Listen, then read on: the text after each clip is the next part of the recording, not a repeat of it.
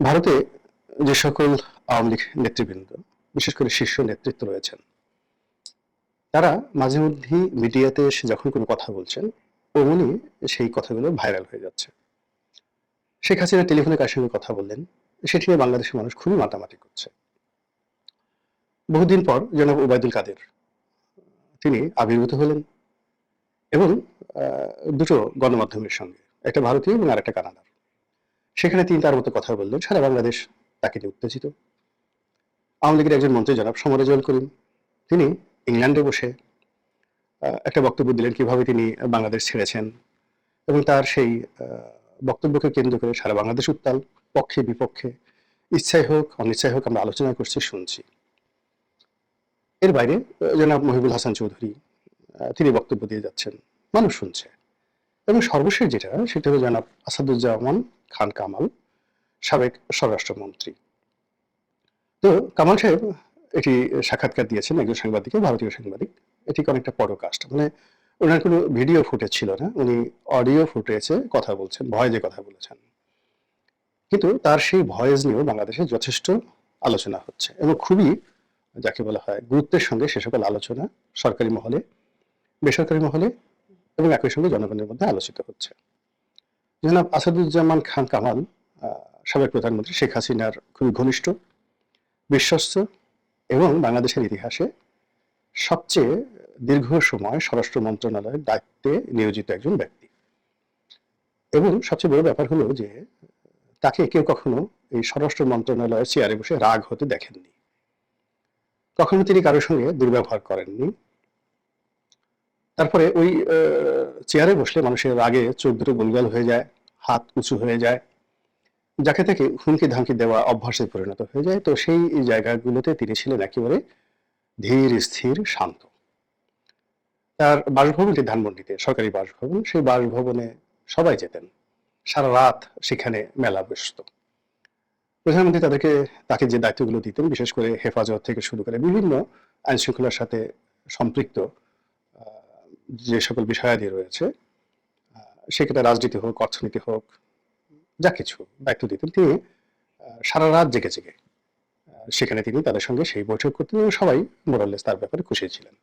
একদিন দেখলাম যে রাত 2টোর সময় দেখা করার জন্য হেফাজত ইসলামী বাংলাদেশের অনেক নেতা তারা তার বাড়ির সামনে অপেক্ষা করছেন এবং খুশি মনে।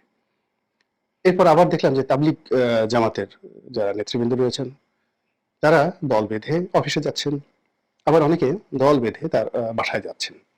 তো দল বেঁধে বাসায় যাচ্ছেন এবং কথা বলতে বলতে বলতে বলতে দেখা গেল যে অনেক রাত হয়ে যায়। অনেক রাত হওয়ার পরেও কিন্তু তিনি ধৈর্য হারা হননি কারোর প্রতি। তারপর পুলিশ কর্মকর্তা যারা আছেন, তারা তো সেখানে নিজেদের বাড়িঘরই বানিয়ে ফেলেছিলেন, সেখানে যেতেন। তো মোরাললেস এরকম একটা মন্ত্রণালয় তিনি সুদীর্ঘকাল চালিয়েছেন। সেখানে ঘুষ, দুর্নীতি, অন্যায়, অনিয়ম তিনি যতদিন ক্ষমতায় ছিলেন ততদিন পর্যন্ত আসেনি। এটা তার কৌশল হতে পারে, এটা তার বুদ্ধিমত্তা হতে পারে, অথবা তিনি আসলেই সৎ হতে পারেন। কিন্তু তিনি চলে যাওয়ার পর তার বিরুদ্ধে অনেকগুলো বদনাম মার্কেটে আছে, এটা অস্বীকার করার উপায় নেই। তিনি কারওয়ান বাজার থেকে চাঁদা গ্রহণ করেছেন, পুলিশের নিয়োগ বদলিতে তিনি টাকা নিয়েছেন, তার একটা সিন্ডিকেট ছিল এবং তার একজন এপিএস ছিলেন, যার কারওয়ান বাজার একটা অফিস ছিল, সেখানে বসে তিনি এরকম লেনদেন করতেন। এই সকল ক্ষমতা থেকে চলে যাওয়ার পর আমাদের দেশের একটা চরিত্র হলো যে মানুষ যখন ক্ষমতাধর থাকে তখন তাকে দেবতার মতো শ্রদ্ধা করে, আর ক্ষমতা থেকে চলে যাওয়ার পর তাকে লোকজন যে যেভাবে পারে অপদস্থ করে, অপমান করে এবং তার বিরুদ্ধে বদনাম রটনা করে। এখন জনাব আসাদুজ্জামান খান কামাল তিনি অসংখ্য মামলার আসামি। শেখ হাসিনা, ওবায়দুল কাদের এবং জনাব কামাল, এই তিনজনের প্রতি জুলাই আগস্ট বিপ্লবের যারা অধিকর্তা, তাদের নিদারুণ ক্রোধ রয়েছে, ক্ষোভ রয়েছে। ফলে কি হলো, জনাব কামাল তিনি যত সুকৌশলে তিনি তার মন্ত্রণালয় চালিয়েছেন, তার চেয়েও কৌশল অবলম্বন করে তিনি যেভাবে নিরাপদে ভারতে চলে যেতে পেরেছেন, এটা অন্যান্য স্বরাষ্ট্রমন্ত্রীর জন্য একটা, যাকে বলা, ব্যতিক্রমধর্মী উদাহরণ। যারা অতীতে ছিলেন তারা যদি মরে গিয়ে থাকেন, তারা সেখানে গিয়ে জনাব কামাল সাহেবের এই কৌশলকে স্মরণ করতে পারেন। এর কারণ হলো বাংলাদেশে যারা স্বরাষ্ট্রমন্ত্রী হয়েছেন প্রায় সবাই জেলে গেছেন, সবার জীবনই অভিশপ্ত হয়ে পড়েছে, সবাই মার খেয়েছেন। অতীতে আপনি জানেন যে মোহাম্মদ নাসিম স্বরাষ্ট্রমন্ত্রী ছিলেন, বিএনপি যারা যারা ছিলেন, সেই আব্দুল মতিন থেকে শুরু করে আর অনেকে, এই যে লুৎফুজ্জামান বাবর, আলতাফ চৌধুরী, মানে সবার জীবনে কিন্তু তছনছ হয়ে গেছে। এই একজন ভদ্রলোক তিনি জীবনের শেষ দিন পর্যন্ত দাঁড়িয়েছিলেন, আর এখন পর্যন্ত তিনি দাঁড়িয়ে আছেন। আমি ব্যক্তিগতভাবে তাকে চিনতাম, এই কারণে হলো পার্লামেন্টে আমরা পাশাপাশি বসতাম। আমার সিটের ঠিক এক সিট আগে তিনি বসতেন। তো আমাদের সঙ্গে কথা হতো, ভাব বিনিময় হতো। তিনি আগের থেকে ধীর স্থির এবং মানুষকে সম্মান করা ওই সময়টাতে তার একটা অভ্যাসে পরিণত হয়েছিল। আমরা বয়সে নবীন ছিলাম, দুরন্ত ছিলাম, আর দলের মধ্যে যেহেতু একটা গ্রহণযোগ্যতা ছিল, এই কারণে আমাদের খুব স্পিরিট ছিল। তো এটা দলের অনেক শীর্ষ যারা নেতৃত্ব, আওয়ামী লীগ বলেন, বিএনপি বলেন, জামাত বলেন, যাদের দলের শীর্ষ নেতৃত্বের সঙ্গে একটা ভালো সম্পর্ক থাকে তাদেরকে সবাই তোয়াজ এবং তদবির করে। তো যার জন্য আমার ওই জিনিসটার সুযোগ হয়েছিল, অনেকেই তোয়াজ তদবির করতেন। তো সেই দিক থেকে জনাব কামাল সাহেব উনি এরকম ছিলেন না। উনি স্বাভাবিকভাবে কথা বলতেন, তারপর শেষে সালাম দিতেন, সালাম নিতেন। আমরা একসঙ্গে নামাজে যেতাম। মাঝে মধ্যে আমি দুষ্টামি করতাম তাকে। একেবারে 2009 সনের যে ফার্স্ট পার্লামেন্ট হতো, তো আমি দুষ্টামি করতাম, কি ভাই আপনি এরকম ঘাড় বাঁকা করে হাঁটছেন, আপনার হাঁটা চলার মধ্যে একটা মন্ত্রী মন্ত্রী ভাব চলে এসেছে। সে তখন মন্ত্রী হয়নি। তো তিনি খুব হেসে দিতেন, হেসে দিয়ে বলতেন, রনি ভাই কি যে বলেন, লিডার কি যে বলেন। এত বিনয়ী ছিলেন। আমার মতো ছেলেকে তিনি ভাই বলে সম্বোধন করতেন, মাঝে মধ্যে লিডার বলতেন, এরকম। তো একবার উনি তো একজন মুক্তিযোদ্ধা ছিলেন। তো মুক্তিযোদ্ধাদের একটা অনুষ্ঠান ছিল আগরতলাতে। তো আমি একদিন বললাম যে আমার খুব ইচ্ছা আগরতলাতে যাব। যেহেতু মুক্তিযুদ্ধের সময়টাতে আগরতলাকে কেন্দ্র করে অনেক কিছু হয়েছে, আমি এর আগেও আগরতলা গিয়েছি, কিন্তু এই মুক্তিযুদ্ধ কেন্দ্রিক আলোচনাগুলো কেমন হয়, আই হ্যাভ মাচ ইন্টারেস্ট। তো উনি আমাকে বেশ কয়েকবার বললেন যে, রনি ভাই আপনি যে যেতে চেয়েছিলেন চলেন, যাই। কিন্তু যে কোনো কারণে আমার যাওয়া হয়নি। তো পরবর্তীতে উনি যখন মন্ত্রী হলেন, মন্ত্রী হওয়ার পর ওনার সঙ্গে আমার আসলে একদিনই কথা হয়েছিল অন্য একটা বিষয়, কিন্তু এর বাইরে ওনার সঙ্গে আমার কখনোই কথা হয়নি। কিন্তু যেহেতু তার সঙ্গে আমার একটা ভালো সম্পর্ক ছিল, তো তিনি ওই পদে আছেন, আমার একটা কমফোর্ট জোন ছিল।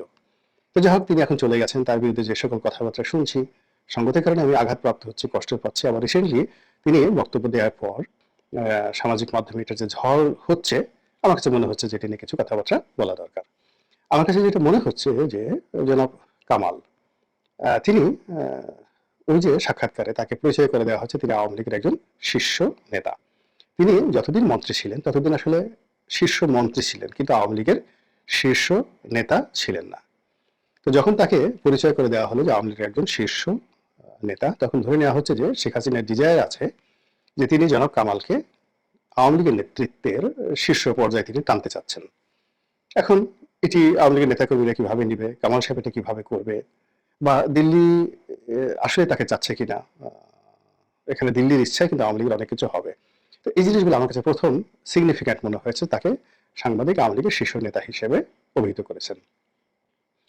দ্বিতীয়ত জনাব কামাল যে কথাগুলো বলেছেন তিনি আসলে এভাবে গুছিয়ে যখন মন্ত্রী ছিলেন কখনো এভাবে কথা বলতে পারেননি। তার একটা অভ্যাস হলো তাই লাজুক প্রকৃতির, এবং স্বভাবত তিনি কথা কম বলেন এবং যেখানে কথা বলতে হয় সেই জায়গাগুলো অ্যাভয়েড করেন। এমনও দেখা গেছে যে তিনি যেখানে কথা বলতে হবে সেই কথা বলা অ্যাভয়েড করার জন্য তিনি হয়তো তার পিএস, এপিএস বা কোনো পুলিশ কর্মকর্তা অথবা তার কোনো পরিচিত সাংবাদিক তাদেরকে তিনি ব্যবহার করেছেন যে লেটস টক। তা মানে তার প্রতিপক্ষ হোক বা তার সঙ্গে যার নেগোসিয়েশন করা দরকার তার সঙ্গে কথা বলা দরকার হোক, তিনি সরাসরি আসলে কথা বলা, নেগোসিয়েশন করা, বা আমাদের যে দুটো শব্দ রয়েছে চালাকি করা, ফজলামো করা, এই জিনিসগুলো তার মধ্যে নেই। তো সেই তিনি কথা বলতে এগিয়ে এলেন এই প্রথম। তার পিছনে নির্দেশনা না থাকলে, তাগিদ না থাকলে, এবং কোনো যদি মিশন এবং ভিশন না থাকতো, তাহলে তার যে এই সুদীর্ঘ জীবন যেখানে তিনি কখনোই কথা বলেননি, কথা বলাটা তার কাছে ফেভারেবল নয়। যেমন ধরুন আমার কথা বলাটা অনেক আগে থেকেই খুব পছন্দ নেই, এখন হঠাৎ করে যদি আমি কথা বন্ধ করে দিই, এটা কিন্তু একটা, যাকে বলা হয়, ধরে নিতে হবে যে এর মধ্যে একটা উদ্দেশ্য রয়েছে। তো কামাল সাহেব কথা না বলা মানুষ, তিনি যেমন হঠাৎ করে কথা বলেছেন, এই কথা বলার পেছনে শেখ হাসিনার গ্রিন সিগন্যাল আছে, দিল্লির গ্রিন সিগন্যাল আছে, এবং তাকে কেন্দ্র করে একটা কিছু হচ্ছে। থার্ডলি যেটা মনে হচ্ছে তিনি কথা বলেছেন, এবং কথা বলতে গিয়ে আমি দেখলাম যে তিনি যথেষ্ট প্রস্তুতি নিয়ে কথা বলেছেন। তারপর তার কথা ছিল পয়েন্টিভ। তারপর তিনি অনেকগুলো বিষয় খুব সুকৌশলে এড়িয়ে গিয়েছেন। অনেকগুলো বিষয় যেটাকে বলা হয় রিগ্রেট, জিনিসগুলো ভালো নয়, সেই জিনিসগুলো তিনি খুব সুকৌশলে সেগুলোকে মোকাবেলা করেছেন। অনেক বিষয়ে নিজেকে, দলকে রিনোভেট করার চেষ্টা করেছেন, এবং তিনি যে আগামীর একজন নেতা সেটাকে প্রমাণ করার জন্য যে ধরনের কমান্ডিং ভয়েস দরকার, যে ধরনের দূরদর্শী বক্তব্য দরকার, যে ধরনের অথরিটিয়ান কর্তৃত্ববাদ দরকার, ঠিক ওইরকম একটা কর্তৃত্ব তিনি তার সেই বক্তব্যে তুলে ধরেছেন। কিন্তু আমার কাছে একেবারে সর্বশেষ এই ভিডিওর যে বিষয়টি খুব অ্যালার্মিং মনে হয়েছে, সেটি হলো তিনি বলেছেন যে বাংলাদেশ এখন যে অবস্থা চলছে সেই অবস্থা থেকে রেহাই পাওয়ার জন্য, দলের জন্য অর্থাৎ আওয়ামী লীগের জন্য এবং একই সঙ্গে দেশবাসীকে মুক্ত করার জন্য দরকার হলে যুদ্ধ করবেন তিনি। আওয়ামী লীগ যুদ্ধ করবে এবং অস্ত্র হাতে ডাইরেক্ট আরেকটি মুক্তিযুদ্ধ করবেন, যেমন ৭১ সালে মুক্তিযুদ্ধ হয়েছিল। সেই মুক্তিযুদ্ধটা চলে গেছে আবার পাকিস্তানের হাতে বা অন্য কোনো শক্তির হাতে। তো কাজেই তাদের বিরুদ্ধে যুদ্ধ করার জন্য আবার তারা প্রস্তুতি নিচ্ছেন। তো এটা যখন জনাব আসাদুজ্জামান খান কামালের বক্তব্য আমরা শুনলাম পডকাস্টে, ঠিক সেই সময়টাতে দেখলাম যে বেশ কয়েকটি ফটো কার্ড ব্যবহৃত হয়েছে। সেখানে বলা হচ্ছে যে জনাব আসাদুজ্জামান খান কামাল বাংলাদেশে আছেন কি।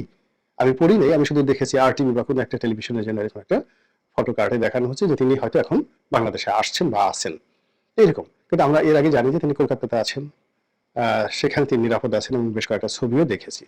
তো তিনি যদি বাংলাদেশে এসে থাকেন, এর মধ্যে আবার ভারত থেকে প্রচারও করা হচ্ছে যে শেখ রেহানাও বাংলাদেশে আছে। তো নানা কিছু মিলিয়ে আওয়ামী লীগকে যেভাবে ভারত ম্যাটারালাইজ করছে, যেভাবে আওয়ামী লীগের মধ্যে নেতৃত্ব তৈরি করার চেষ্টা করা হচ্ছে, যেভাবে আওয়ামী লীগের মধ্যে বিভিন্ন রকম ওয়েব তৈরি করে হিট অ্যান্ড হার্ট এই নীতি অবলম্বন করে তাদেরকে একটা যুদ্ধের দিকে ঠেলে দেওয়া হচ্ছে। এবং এই কাজটি যদি ভারত করে চাণক্য নীতি অনুসারে, এবং ৭১ ভারত যে কাজ করেছে তারা যদি আবার এসে 2025 সনে 26 সনে সেই কাজটি তারা করার চেষ্টা করে, তাহলে এটি আমাদের জন্য নিঃসন্দেহে একটা মানে যাকে বলা হয় একটা নতুন এরা তৈরি হবে। আমরা এখনো জানি না যে ভবিষ্যতে আমাদের জন্য আসলে কি অপেক্ষা করছে। একদিকে আমেরিকার ঝনঝনানি, অন্যদিকে মায়ানমারের ঝনঝনানি, অন্যদিকে আরাকান আর্মির ঝনঝনানি, পাহাড় অশান্ত, শিলিগুড়ি করিডোরের ওপাশে ভারতীয় সৈন্য সমাবেশ, এর মধ্যে আবার আসাদুজ্জামান খান কামাল সাহেবের যুদ্ধের হুমকি। মহান আল্লাহ ভালো জানেন, তিনি আমাদের সবাইকে হেফাজত করেন এবং হেদায়েত দান করেন।